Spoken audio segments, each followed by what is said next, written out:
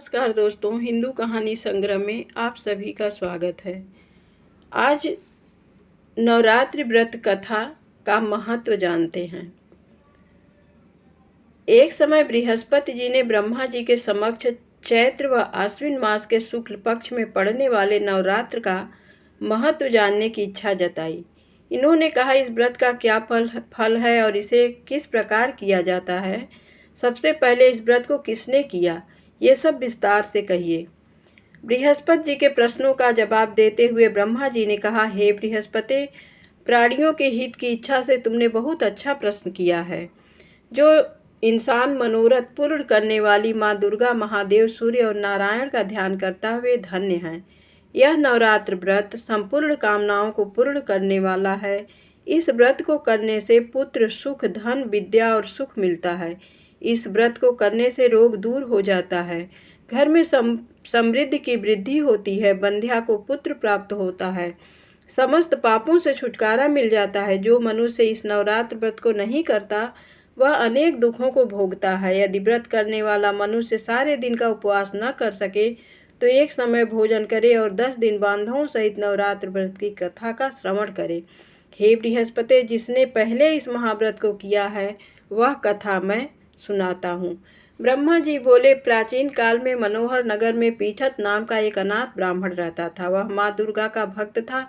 उसे संपूर्ण सद्गुणों से युक्त सुमति नाम की एक अत्यंत सुंदर कन्या उत्पन्न हुई। वह कन्या अपने पिता के घर में अपनी सहेलियों के साथ क्रीड़ा करती हुई इस प्रकार बढ़ने लगी जैसे शुक्ल पक्ष में चंद्रमा की कला बढ़ती है। उसका पिता प्रतिदिन जब दुर्गा की पूजा करके होम किया करता था उस समय नियम से वहां उपस्थित रहती। एक दिन सुमति भगवती के पूजन में उपस्थित नहीं हुई। उसके पिता को पुत्री की ऐसी असावधानी देखकर क्रोध आया और वह पुत्री से कहने लगे, आज तूने भगवती का पूजन नहीं किया, इस कारण मैं किसी कुष्ठ रोगी या दरिद्र मनुष्य के साथ तेरा विवाह करूंगा। पिता की बात सुनकर सुमति को बड़ा दुख हुआ और पिता से कहने लगी, हे पिता, मैं आपकी कन्या हूँ तथा सब तरह आपके अधीन हूँ। जैसी आपकी इच्छा हो वैसा ही करो। चाहे राजा से, चाहे कोढ़ी से, चाहे दरिद्र से, जिसके साथ चाहो मेरा विवाह करना चाहो कर दो। जो होना होगा वही होगा जो मेरे भाग्य में लिखा है। कन्या के निर्भयता से कहे हुए वचन सुन उस ब्राह्मण ने क्रोधित हो अपनी कन्या का विवाह एक कोढ़ी के साथ कर दिया और अत्यंत क्रोधित हो पुत्री से कहने लगा, पुत्री, अपने कर्म का फल भोगो। देखें भाग्य के भरोसे रहकर क्या करती हो।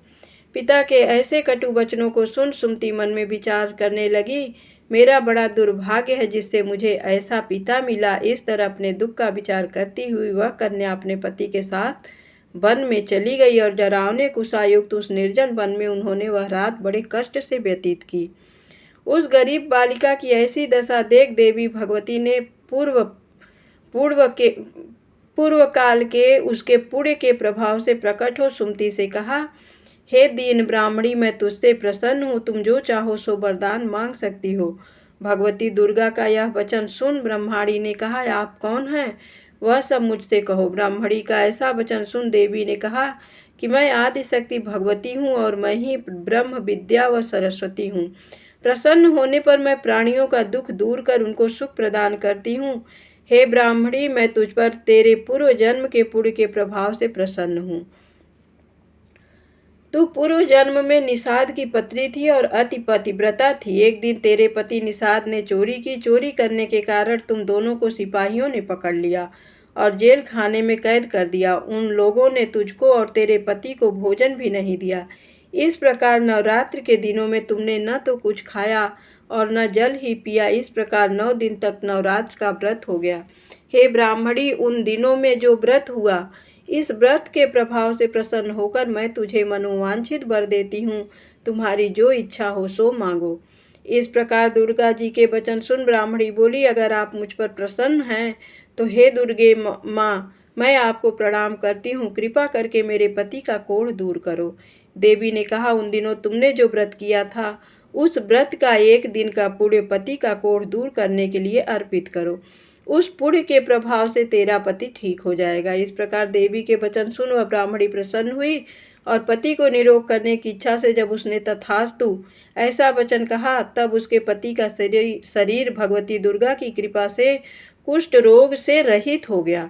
वह ब्राह्मणी पति को देख देवी की स्तुति करने लगी। हे दुर्गे, आप दुर्गति को दूर करने वाली, तीनों लोकों का संताप हरने वाली, समस्त दुखों को दूर करने वाली, रोगी मनुष्य को निरोग करने वाली, प्रसन्न हो मनोवांछित वर देने वाली और दुष्टों का नाश करने वाली जगत की माता हो।